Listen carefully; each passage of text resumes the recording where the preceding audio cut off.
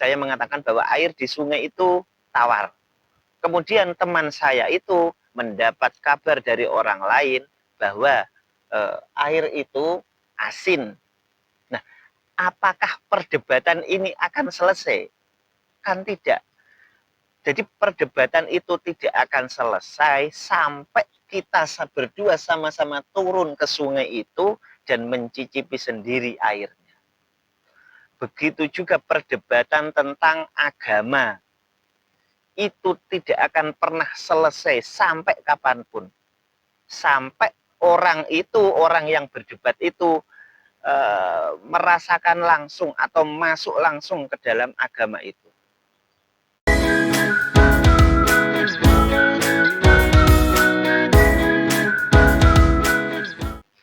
Assalamualaikum warahmatullahi wabarakatuh. Om Swastiastu, Namo Buddhaya, Salam, Salam Rahayu, Salam Kebajikan. Ketemu lagi dengan Combre Makrifat. Sore ini kita akan mencoba berbagi sedikit tentang dunia adalah penjara bagi orang beriman, seperti itu ya. Dan surga bagi orang-orang kafir. Kafir itu maksudnya apa sih? Kafir itu ingkar. Orang kafir itu ingkar. Jadi orang kafir itu bukan berarti orang yang di luar agama kita itu kafir, enggak. Ketika ia bisa mengenal Tuhan, itu ya sama saja ya bukan kafir. Karena Tuhan itu bukan hanya milik orang Islam saja, tetapi milik seluruh agama. Karena apa? Karena Tuhan itu Esa. Nah, kemudian bagaimana dengan istilah itu tadi bahwa dunia adalah penjara bagi orang-orang beriman. Karena sebenarnya gini ya, kita itu kan sebenarnya yang terlihat ini kan jasad ya, jasad. Kemudian yang ini contoh saya sebagai contoh saja ini. Ini ketika saya menyampaikan ini, apakah itu jasad saya? Karena di balik jasad itu ada ruhani, di balik jasmani itu ada ruhani, di balik yang fisik ini ada metafisika. Seperti itu ya. Nah, sementara Tuhan itu kan maha metafisika. Yang bisa terhubung dengan Tuhan itu adalah ruhani kita. Karena Tuhan maha ruhani, kita fisik, di baliknya ada metafisik. Nah, yang metafisik itu semestinya pengen berkumpul dengan yang sesama metafisik. Karena apa? Karena ruh kita ini kan kutiupkan sebagian ruhku, ya. Jadi ruh yang ada di baliknya jasad kita, di baliknya jasmani kita, itu adalah bagian dari ruhnya Tuhan.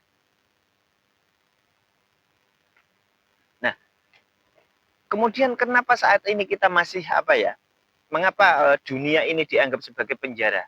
Karena kita masih terpenjara oleh fisik ini. Kita masih karena kita masih ada di balik fisik, kita butuh makan, akhirnya kita mesti kerja.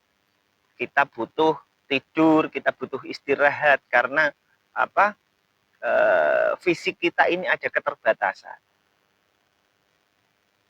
Padahal rohani kita itu mestinya ya tidak ada capek, tidak ada. Tapi fisik kita yang tidak kuat. Misalnya misal saja ini contoh ini tentang spirit ya atau semangat.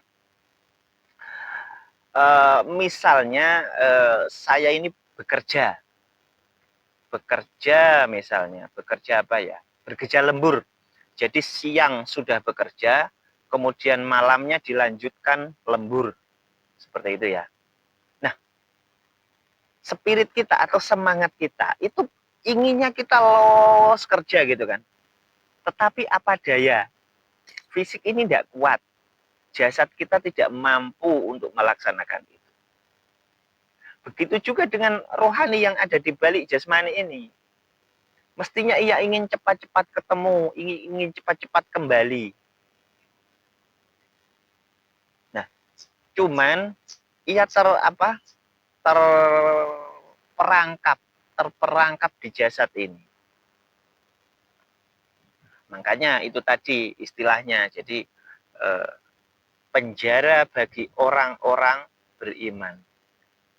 Mengapa itu kok hanya orang beriman? Ya, karena orang beriman itu tidak tiap orang loh ya. Hanya yang dipilih dan dikehendaki. Ya, dan dipilih dan dikehendaki itu siapa? Ya, ya terserah yang menghendaki, kan seperti itu.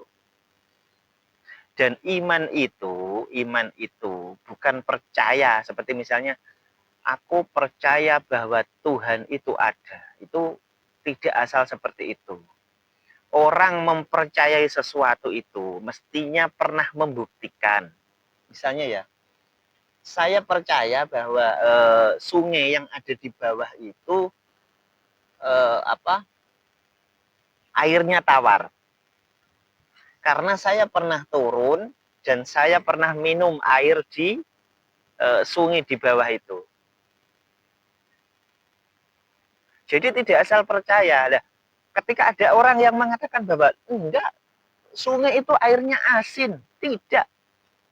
Nah, sebelum kedua orang ini ya, misalnya saya dengan teman saya mengatakan karena saya pernah merasakan air di situ, saya pernah minum misalnya, saya mengatakan bahwa air di sungai itu tawar. Kemudian teman saya itu mendapat kabar dari orang lain bahwa air itu asin. Nah, apakah perdebatan ini akan selesai? Kan tidak. Jadi perdebatan itu tidak akan selesai sampai kita berdua sama-sama turun ke sungai itu dan mencicipi sendiri airnya. Begitu juga perdebatan tentang agama. Itu tidak akan pernah selesai sampai kapanpun.